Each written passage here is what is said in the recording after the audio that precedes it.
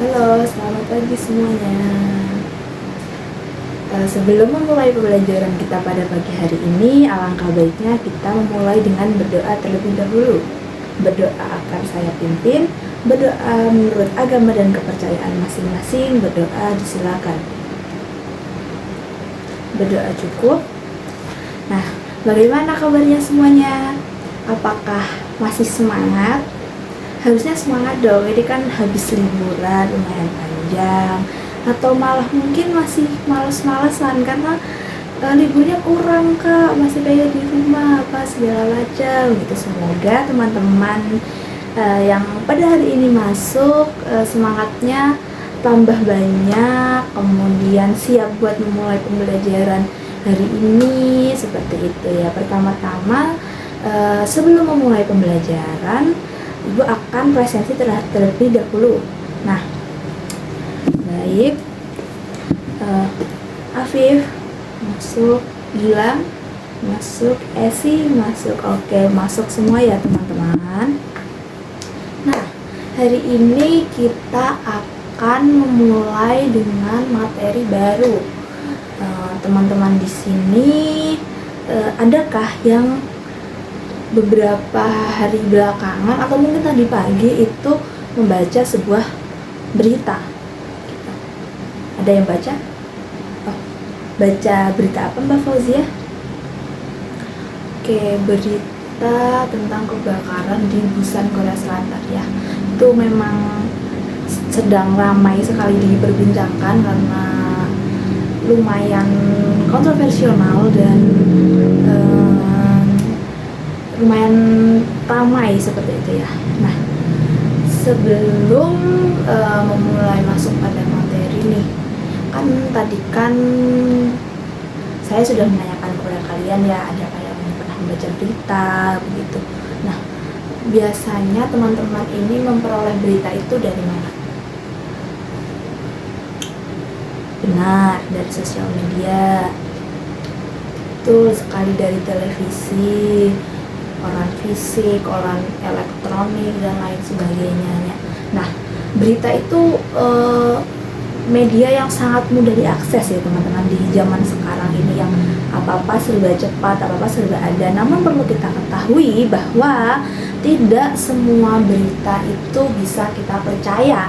Nah, sebuah berita itu harus bersifat aktual dan faktual. Teman-teman di sini ada yang tahu mengenai apa sih berita aktual dan faktual itu? Nah, berita aktual itu artinya berita tersebut terjadi baru-baru ini. Benar sekali Mbak Esi, berikut tepuk tangan. Nah, sedangkan berita faktual adalah berita, benar, berita faktual adalah berita yang isinya itu sesuai dengan apa yang terjadi. Tepuk tangan untuk Mas Adib.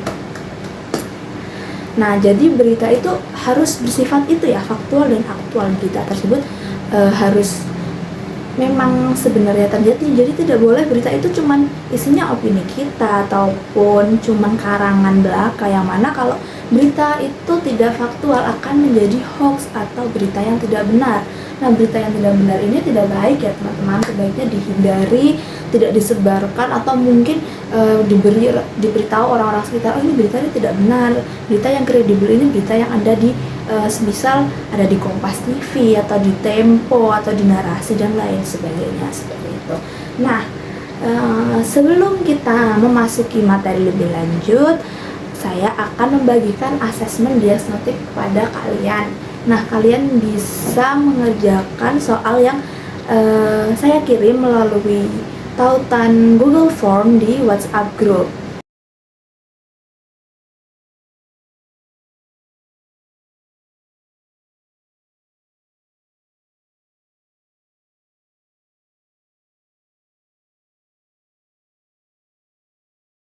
Nah, seperti soal-soal yang telah kalian jawab, kita perlu tahu bahwa sebuah berita itu tidak hanya bersifat aktual dan faktual saja, tetapi isi yang termuat di dalamnya itu juga sangat sangat penting untuk diperhatikan. Nah, berdasarkan soal tersebut, adakah yang bisa menjawab nih?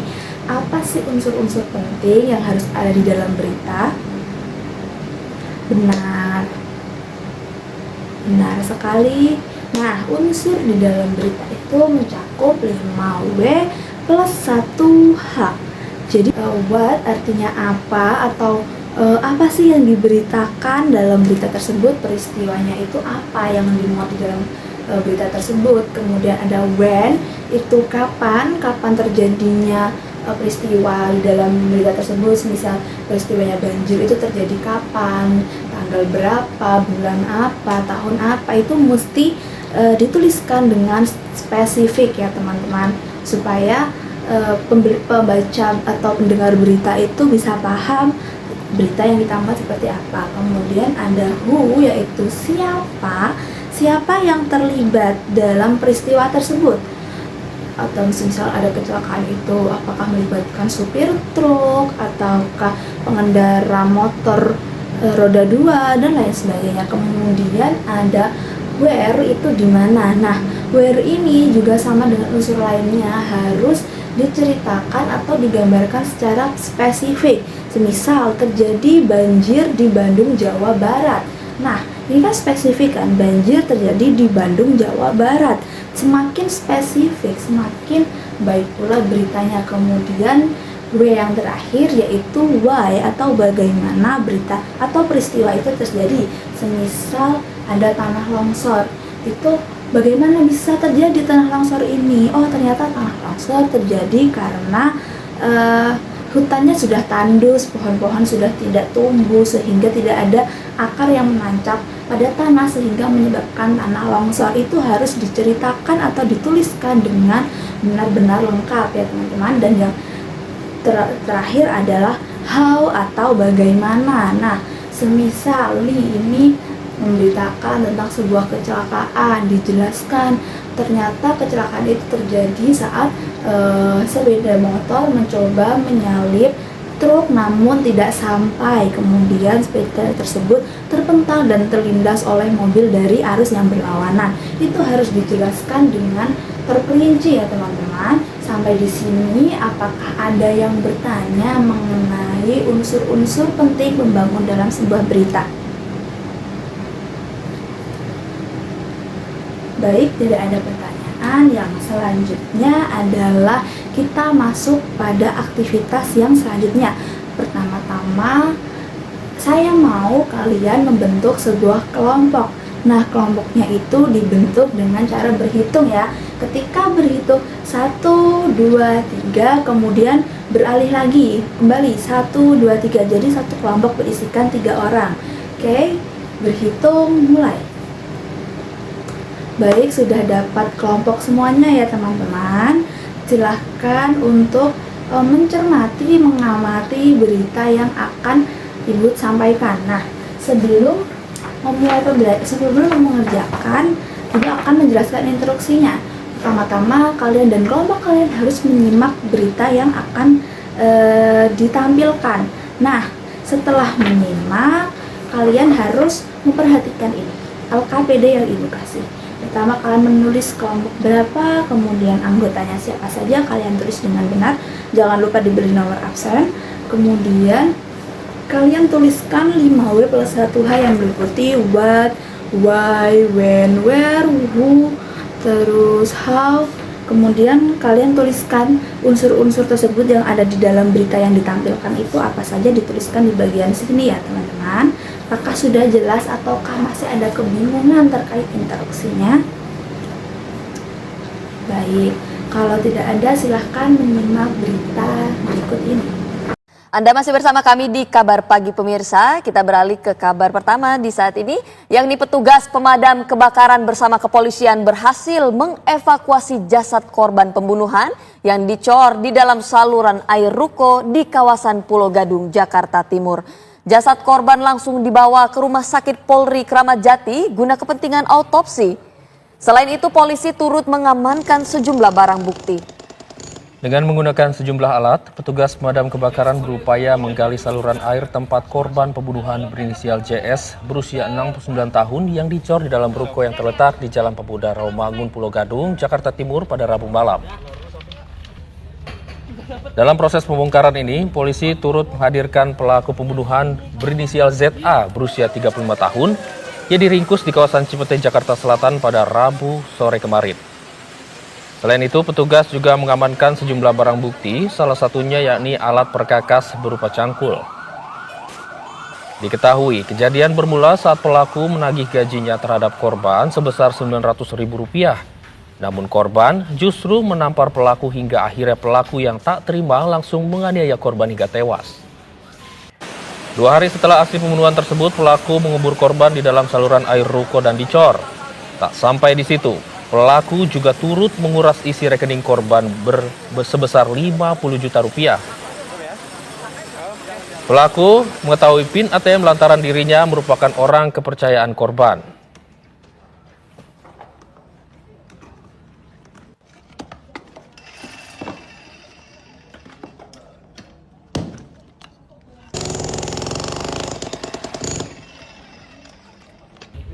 Yuk, boleh kita tolong bantu dulu ininya biar langsung masuk. Untuk mengetahui kondisi terkini kasus pria Parubaya yang ditemukan tewas dicor di dalam ruko di Pulau Gadung, Jakarta Timur, kami telah terhubung dengan reporter Yulinda Tridewi di lokasi pengecoran. Yulinda, silakan dengan laporan Anda. Selamat pagi, Hijul Akbar dan Syahda Yustiza dan juga pemirsa TV One. Betul sekali, saat ini saya sedang berada di lokasi yang merupakan TKP pembunuhan terhadap bos ataupun pemilik dari ruko yang berada di belakang saya ini. Ini merupakan salah satu ruko yang memang sedang direnovasi. Kemudian juga jika bisa kami melihat di sini sudah dipasang garis polisi dari ujung gerbang yang sebelah kanan menuju ke gerbang yang sebelah kiri. Memang ini cukup panjang begitu karena memang jika kami melihat ini di sini sebelah kiri merupakan ruko yang terlihat seperti kantor, kemudian yang di sebelah kanan saya ini merupakan ruko yang mirip seperti gudang seperti itu. Kemudian juga jika kita berbicara mengenai kronologi yang disampaikan oleh Kombes Pol Nicholas Arelipari yang merupakan Kapolres Metro Jakarta Timur ini menyatakan bahwa awal mula dari kejadian ini berawal pada tanggal 16 Februari yang lalu, di mana ini pelaku, maksud kami korban, datang ke lokasi, ke ruko ini untuk mengecek begitu bagaimana kegiatan renovasi di ruko miliknya. Kemudian pada saat yang bersamaan, para pekerja yang merupakan kuli bangunan ini terlihat mogok kerja. Di saat yang sama ini korban langsung marah, sedikit marah. Akibatnya memang pada saat yang bersamaan juga pelaku ini berada di lokasi. Kemudian setelah kejadian itu pelaku juga sempat diajak oleh korban untuk melaporkan kegiatan pencurian yang dilakukan oleh karyawan yang berada di ruko ini, di mana pada saat yang bersamaan juga ternyata pelaku ini malah menagih gajinya begitu. Sempat tadi emosi karena memang melihat mogok kerja daripada karyawan, kemudian juga tertagih gaji oleh pelaku. Ini korban langsung menampar pelaku, di mana pelaku tidak terima, kemudian pelaku akhirnya mendorong korban hingga terjatuh. Kemudian pelaku ini tidak sampai di situ, pelaku melemparkan batu ke arah kepala korban sehingga korban meninggal dunia. Kemudian setelah meninggal dunia ini korban, maksud kami pelaku, untuk menghilangkan jejaknya, pelaku langsung menguburkan korban di saluran air, dan tidak sampai di situ juga pelaku mengecor jasad korban di dalam rukonya. Kemudian tidak sampai di situ juga, ternyata dari pelaku sendiri ini menguras habis isi ATM dari korban, karena memang ternyata pelaku ini merupakan orang kepercayaan korban sehingga pelaku ini mengetahui PIN ATM milik korban. Kemudian untuk saat ini memang setelah dievakuasi semalam, ini dari jenazah sendiri ini dibawa ke RS Polri Kramat Jati untuk dilakukan otopsi. Kemudian juga pelaku sudah diringkus oleh pihak kepolisian yang berinisial, ini pelakunya ZA berusia 35 tahun yang merupakan seorang kuli bangunan di ruko milik korban. Sementara Syahda dan Hijau, kembali ke Anda. Ya, Yulinda, sejauh ini apakah Anda mendapatkan informasi ini pelaku ini hanya ZA saja atau ada indikasi pelaku lainnya dalam pembunuhan ini? Ya, Ijo, memang sejauh ini dari pihak kepolisian ini masih menyatakan bahwa hanya ZA saja yang terlibat dalam kegiatan ini. Namun memang dari pihak kepolisian sendiri ini belum ada informasi terbaru. Kami masih menunggu informasi terkait keterlibatan pelaku-pelaku lainnya, Hijul.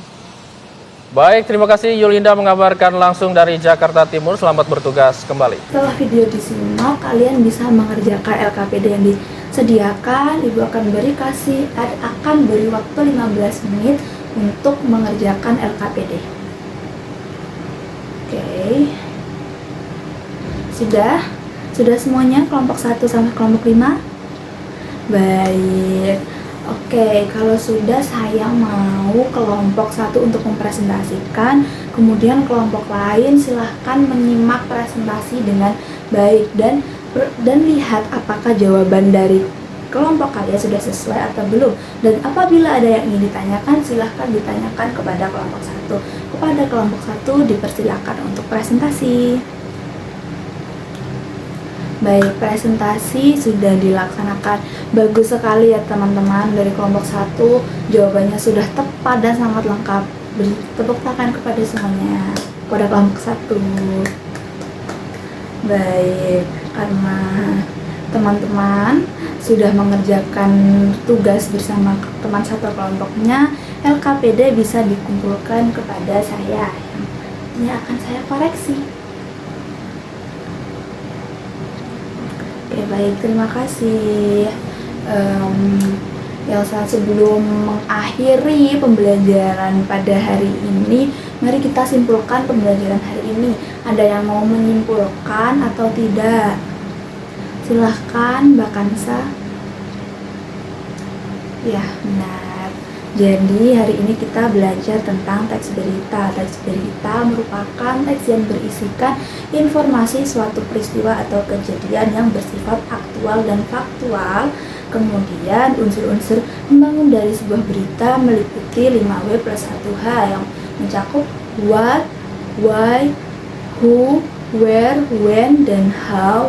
Kemudian sebagai pembaca atau audiens, kita perlu mengkritisi ataupun meng-cross check ulang sebuah berita yang kita dapatkan. Kita tidak bisa menelan mentah-mentah berita yang kita dapatkan karena bisa saja itu berita bohong. Jadi teman-teman sekalian, kalau menjumpai sebuah berita, tolong dicek baik-baik apakah berita itu benar ataukah itu hanya berita bohong. Jangan sampai berita bohong dan kalian sebarluaskan. Artinya kalian juga oknum yang menyebarluaskan suatu hoax, itu tidak baik ya teman-teman. Jadi tolong selalu recheck berita yang kalian dapatkan. Nah, sebelum pembelajaran berakhir, saya mau teman-teman sekalian mengisi Google Form yang berisikan refleksi pembelajaran hari ini. Tuliskan kesan dan pesan kalian mengenai pembelajaran hari ini. Nah, kalau sudah, terima kasih telah berpartisipasi dalam pembelajaran hari ini hingga selesai. Partisipasinya baik sekali, responnya baik sekali. Untuk minggu selanjutnya kita masih akan belajar teks berita, namun kita akan belajar tentang bagaimana cara menulis teks berita. Saya mau teman-teman sekalian mempelajari unsur-unsur kebahasaan yang ada di dalam teks berita. Akhir kata dari saya akhiri pertemuan hari ini. Jika ada salah kata mohon dimaafkan. Wassalamualaikum warahmatullahi wabarakatuh. Sampai jumpa di pertemuan selanjutnya.